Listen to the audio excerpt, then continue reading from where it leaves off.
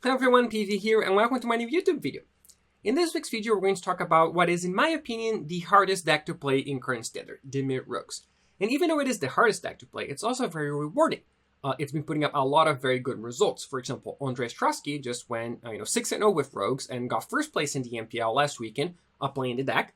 And Arne just won the PT playing the deck as well. So it is a deck that is definitely worth the effort to learn. But it is a deck that if you just pick it up and don't know anything about it, you will probably get destroyed because it is very, very hard to play. So the goal of this week's video is to give you a leg up if you are interested in learning this deck that can be so powerful.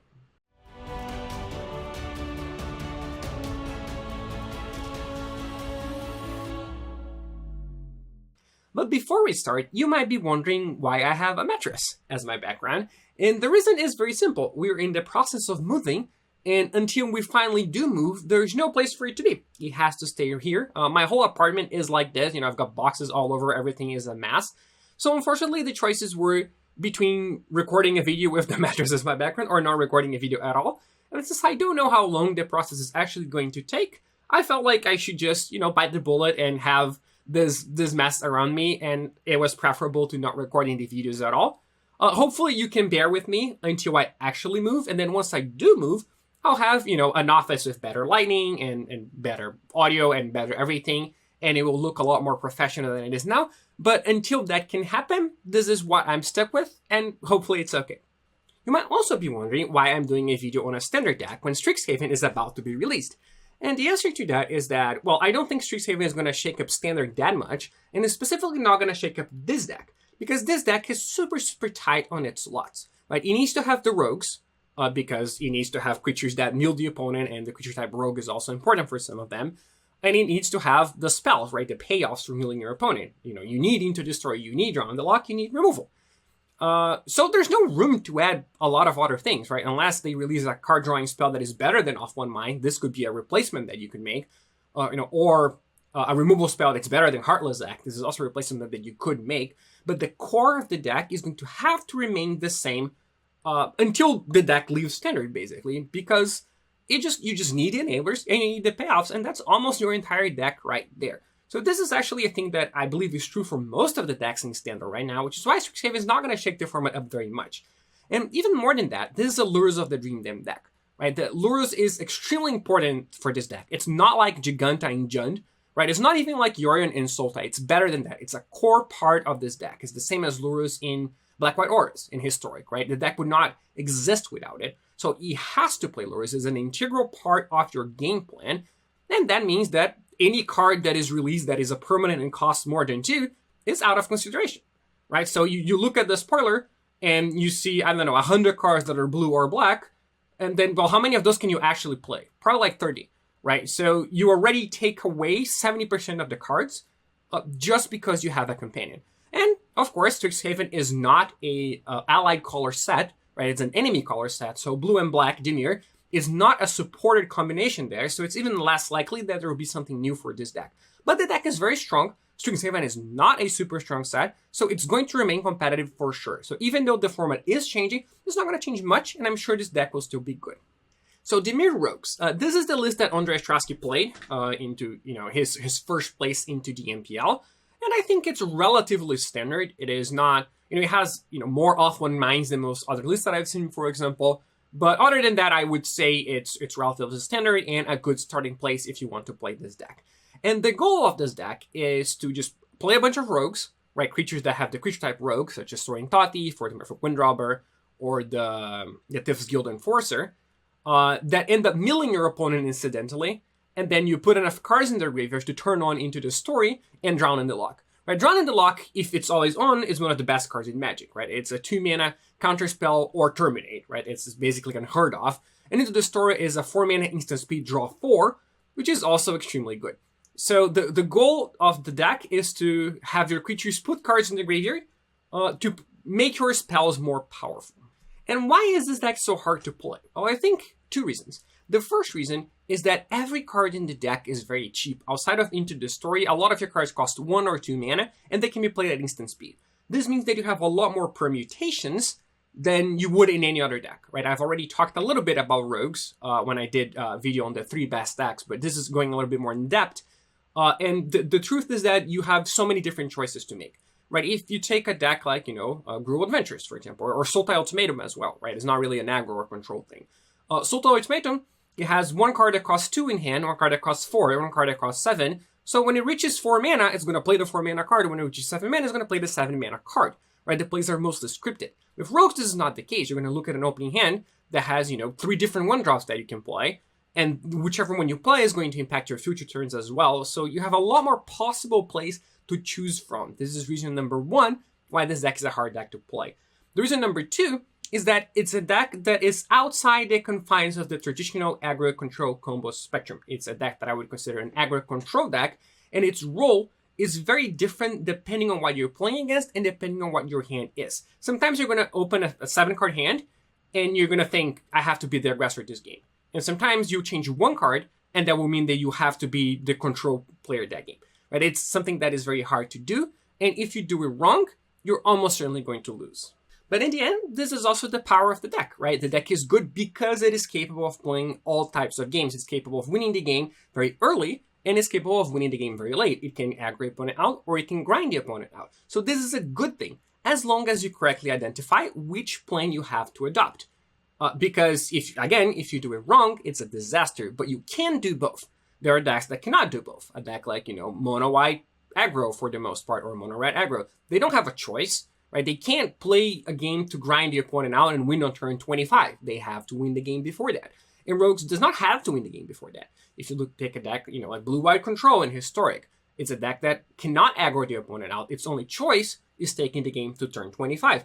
And Rogues has a choice. Rogues is capable of winning the game on turn 5, and it's also capable of winning the game on turn 25. So this is a good thing, as long as you identify which one to use at each time. And if it's so important, how do you actually figure out which plan you should have? And the answer is honestly that it depends on your opening hand most of all. Your opening hand and your first, 1 or 2 draw steps are going to define which plan you have to adopt.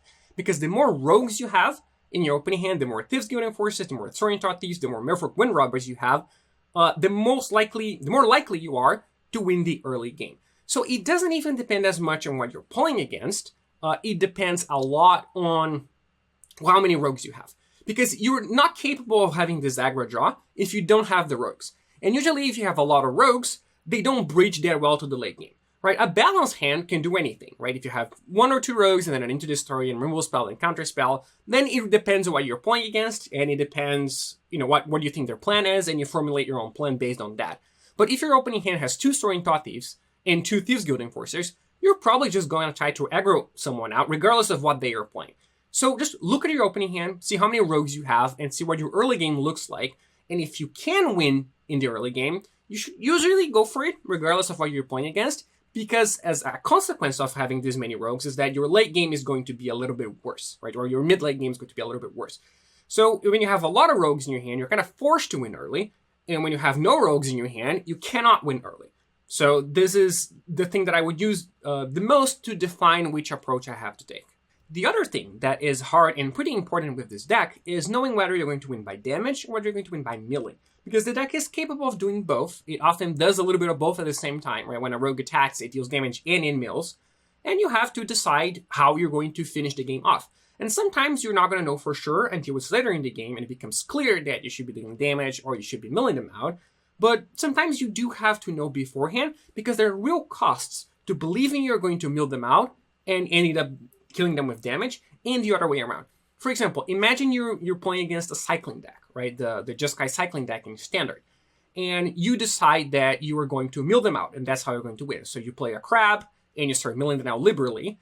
Then, at some point later in the game, you're like, actually, I should just win by damage. Then you start attacking, but then they Zenithflare you, and it's lethal. They deal 20 damage because you've milled them so much, right? So at that point, you deciding you wanted to mill them early on, or not even thinking about it, is you're actively fueling their card that they are going to use to kill you. So because you changed your mind, because you didn't realize early enough that you needed to kill them with damage, that might cost you the game. The same is true for, escape cards. Sometimes you're playing versus a mono-red deck, and you think you're going to mill them, and then you mill 16 cards, and then you decide you're going to attack them, but you have already milled the Nox of Ignis, right? That was the 16th card you milled, for example. Whereas maybe you could have just milled 8 cards. right? So this Ox would not be there. But then it's too late at that point. So you have to decide sooner rather than later. And sometimes it involves not attacking and just blocking and being more defensive because you're winning the game by milling, right? So it really is a decision that a lot of the time you have to make early. And that is a decision that, unlike, the previous decision that was based on your opening hand, it is more based on matchup than on anything else. So a lot of the time, you win a matchup in the same way. So versus this deck, you win by milling, and versus this deck, you win by damage most of the time. And this also changes pre and post sideboard. So we're going to go through the major decks in Standard and see what the usual approach for them is. It doesn't mean that it's always going to be like this, but it means that this is the approach you should have in mind when starting the game, because this is usually how it goes in that particular matchup. And let's start with the mirror. So in game 1 of the mirror, the game is almost always going to be decided by decking, because there are just too many disruption spells from both sides, right? There are counter spells or removal spells. There are a lot of creatures that trade or just stare at each other. So it's hard to break through for 20 damage, right? The way you usually win game 1 of the mirror is by milling. So you should recognize that, right? You should, for example, if both players have Soaring Thought-Thief, you should attack with yours, even though it means maybe taking 2 damage on the way back, because you're milling 2 cards, right? That's an important thing to do in the mirror, I think. And Ruin Crab is a very important card in game 1. You should kill your opponent's Crab because it's a card that mills the most. So just be cognizant that in the mirror in game 1, the game is almost always going to come down to decking. Game 2 in the mirror, however, is very different because of Skyclave Shade. So Skyclave Shade is a card that changes the dynamic of the matchup, because if you're getting milled, your opponent is fueling you and putting shades in your graveyard. So you can bring back the shades and you can kill them with these shades before the milling actually takes place. So in game 1, there's no way to break through, right? They're just going to mill you and answer everything you have, and you will be decked before you can kill them. With shades, they cannot deal with it forever, right? They might be able to exile one with Fling to Dust. They might be able to block another some of the time. But in the end, shades are inevitable, right? They will just be put in the graveyard if your opponent is milling you, and they will come back and be able to finish it off before they can finish milling you off most of the time. So I believe the best plan in the mirror is to take out your Ruin Crabs and bring in your Skyclave Shades. This is something that you almost always do. When you do take out Crabs, you bring in Shades, right? It's the card that almost always swept one for the other, because it signifies that you were trying to win by milling, and now you're trying to win by damage. So one card only mills, and the other card only deals damage. So it's weird to have both in your deck at the same time, which is why you make the swap, right? And in the mirror, game 1 is all about milling, but game 2, it's all about damage because of the shades. So make the swap and adjust your play accordingly, right? Don't mill your opponent for free anymore, right? Milling them for free is not actually a good thing in game 2 because they are going to have shades of their own. Not everyone has this cyber plan, but most people do, and I found it to be the most effective plan. So again, mirror game 1 milling, game 2 damage because of shades. Versus Timur Adventures. Timur Adventures is the most popular adventure deck, I believe, and I think this is a matchup in which you win both games by milling. So most of the time, you're just going to mill them out because they have a real problem answering Ruin Crab.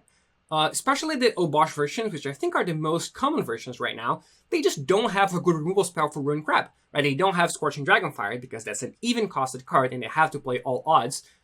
So they're just, that card, you're going to play that card on turn 1, it's going to stay in play for the rest of the game. It doesn't die to Bone Crusher Giant, it dodges counter spells because it's so cheap. If they bounce it, you can just replay it. So I think I would really just try to mill them out most of the time. This would be my strategy most of the time and play against Timur. Some people have Dragonfires in their decks. They give up Obosh in game 2 to be able to bring in Dragonfires versus you. Specifically, this is the reason they do that. And everyone has Ox of Ibanez, which is an escape card that is very powerful versus you. It's the best card versus you. But I think that for the most part, you should still just be trying to mill them out. They're not a mono-red deck. The Ox is kind of slow for them. They usually have a lot of cards in hand, a lot of counter spells themselves that make it awkward. Holding Dispute and having Ox is a bit awkward. Having a bunch of 5-drops and Ox is awkward. So you can actually use Ox as a way to deck them faster. Obviously, you'd rather they didn't have Ox, but it's not a disaster that they do. It's still a reasonable matchup for you, I think, after sideboard, and I think you should still be trying to win by milling. Versus Sultai Ultimatum. Sultai Ultimatum is a matchup that I think goes half and half in game 1. I think for the most part, you win most games with damage, I think, because they have 80 cards, right? They are a Yorion deck. So it's kind of hard to mill them completely. But you do win a lot of games on milling as well. And this is the one matchup where milling actually has value. Because they are an ultimatum deck without a lot of win conditions, right? So their plan is to play this ultimatum and find, their one-off Valky, their one-off Vorinclex, one-off Kiora, and things like that. So if you've milled some of these cards, they might not even be capable of winning the game anymore, right? So I think for the most part, you just do both. You just mill them as much as you can because that actually has value, and you deal damage, and however you win, right? So I think this is not a matchup where you have to particularly worry about how you're going to win from the start. After sideboard, things are different because they have more escape cards, right? People sometimes have, more Pelucranos in the sideboard, they have Cling to Dust in the sideboard. So things change a little bit, and you bring in Shades, right? I believe you should do the swap, the crabs for Shades. So in games 2 and 3, you're trying to win by damage. So game 1, both are good. And game 2, specifically, I think you win by damage with Shades. Versus other control decks, such as, Abzan Yorion, Esper Yorion, For Call, or Blue-Black Control. I think the key is whether they have Yorion or not, because 20 extra cards is a lot. So most of the time, I would try to mill them out if they have 60 cards, or win by damage if they have 80. So if they have Yorion, I'm trying to win by damage most of the time. By milling, as per Doom Foretold, does not have a lot of value, because they don't have ultimatums, you're not taking away anything from them. In fact, you might even be fueling their Dance of Demands, or any main deck escape cards that they might have. So I think most of the time you're trying to win by damage, but this is really a match-by-match game-by-game scenario, right? Sometimes it's going to be obvious that you should win by damage, sometimes it's going to be obvious that you can't win by damage because they just gain too much life or have too many blockers, and you have to mill them out. But the ideal scenario is if they have 60 cards, you try milling them. If they have 80 cards, you try winning with damage, and then obviously once you bring in Shades, you're trying to win with damage all the time. Versus the red decks, Monorad and Gruul, for example, the red-based aggressive decks. I think most of the time, game 1, you win by milling, because there's no cost to milling them in game 1. But game 2 is a little bit different, because they have Ox of Agonas, they have Phoenix of Ash, so they do punish you for milling them, and it's pretty hard to mill them before they can kill you, because these decks are good Ox decks. They're not like Timur, which is a bad Ox deck. These are good Ox decks. They're going to play Ox and find a lot of removal, and they're going to kill all your creatures, and then they're going to kill you. So it becomes a detriment to mill them a lot after sideboard. But sometimes this is still how the game goes, right? Sometimes you're playing versus a Gruul deck, and they have a bunch of Oxes in the Great Henge and Innkeepers. They draw a ton of cards anyway, and milling them becomes more feasible. But I would say that in general, the game 1 plan for this deck should be milling, and the game 2 should be damage. But you don't want Shades versus them, right? You're just trying to kill them with damage without having Shades, which makes it a little bit harder, but still doable. But this is a matchup that, again, fluctuates depending on how the game goes. Sometimes you end up winning game 1 by damage, sometimes you end up winning game 2 by milling. Right, you're capable of doing both, but I would say the general strategy should be milling game 1 and dealing damage game 2. And then there's mono-white aggro, which is an aggro deck without red, and I think this is going to be the case for any aggro deck without red, whether it's mono-green or mono-black. As long as they don't have Ox, it counts as an aggro deck without red. And I think milling is just a way to go both times. Right? Sometimes, again, you do just kill them with your flyers out of nowhere, right, after you've gained control of the game, but you should be trying to mill them from the start. I think both game 1 and game 2, you win the game by milling them. So this is a general overview of how you behave against each of the top decks in the format. Obviously, it's going to depend on the game, right? Nothing is always as clear-cut. But the main idea is that usually game 1 is a lot more milling-centric and game 2 is a lot more damage-centric. Because in game 2, people punish you for milling them. They have escape cards, they have Shades. They have reasons that you should not be milling them. And in game 1, these reasons don't exist nearly as much. I would say that in general, this deck is pretty good versus every deck that is not a good Ox deck, right? So I think you're going to be good versus Sultai, you're going to be very good versus Mono-Eye, you're going to be good versus the Naya tokens decks because they're not that aggressive, right? You're going to be okay versus Timur, slightly favorable to slightly unfavorable, I think, depending on what their version looks like. I think versus the common version, you're a little bit favored, but they can make their deck better versus you. You're going to be unfavored versus Gruul and unfavored versus Mono-Red, I think. So basically, the faster they are with Ox, the worse it is for you. Rakdos is a bad matchup as well, for example, because they have Kroxa, right, which is basically a worse Ox for you a lot of the time. And they have Ox as well. So the idea is, if you expect a lot of non-red aggressive decks, Rogues is very good. It's probably the best choice you can make. If you expect a lot of red aggressive decks, mono red, Gruul, specific versions of Temur, then maybe this deck is not so good.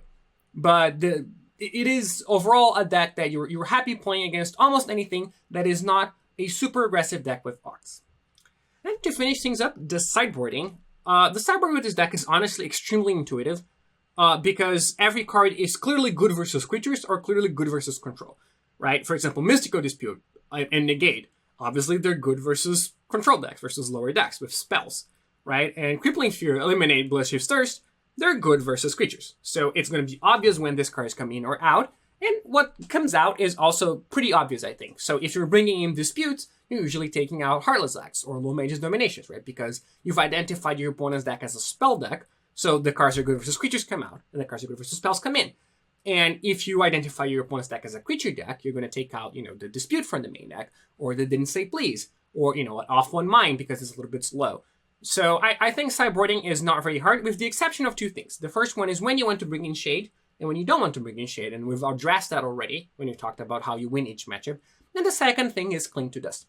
Cling to Dust is a card that, it has two uses. The first use is, it's a grinding card, right? If you have 10 cards in your graveyard, it's going to take a while, but you do draw 3 cards off of it, right? So that is one potential use of it. And the second use is that it takes away hate cards from your opponent's graveyards, right? It deals with Polukranos, it deals with Ox, it deals with opposing Shades, but it's not the best at dealing with that. So I don't think you want it at every single point that they have any hate cards. For example, in the Rogue's Mirror, I like Cling to Dust in the Rogue's Mirror, but I know that Andre doesn't, right? So some people will not even have Cling in their sideboard versus you. I think you should have it.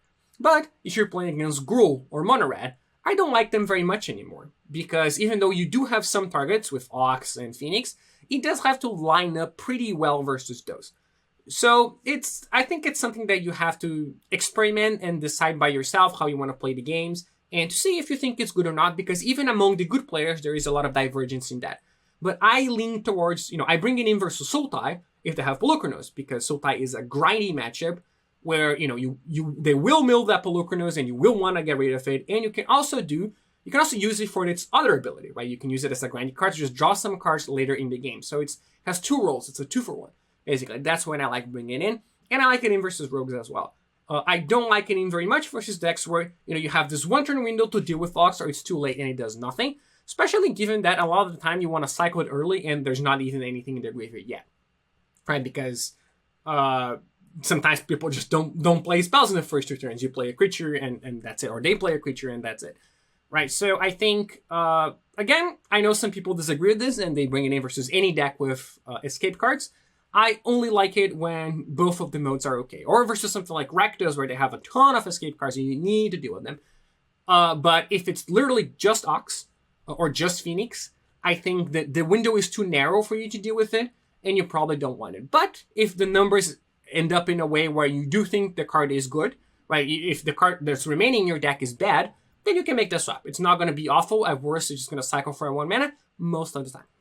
Well, that's what I have for today. Obviously, it's not every single thing about the deck, but hopefully it's a good starting point for you to understand at least what you should be thinking about when you're playing a deck like this. And remember, it's a very hard deck to play. There are a lot of small details that make a difference in the games. So if you pick it up and don't win immediately, don't get discouraged. It does get better as you learn the deck more and more. And it is honestly a very rewarding experience, right? I speak for myself.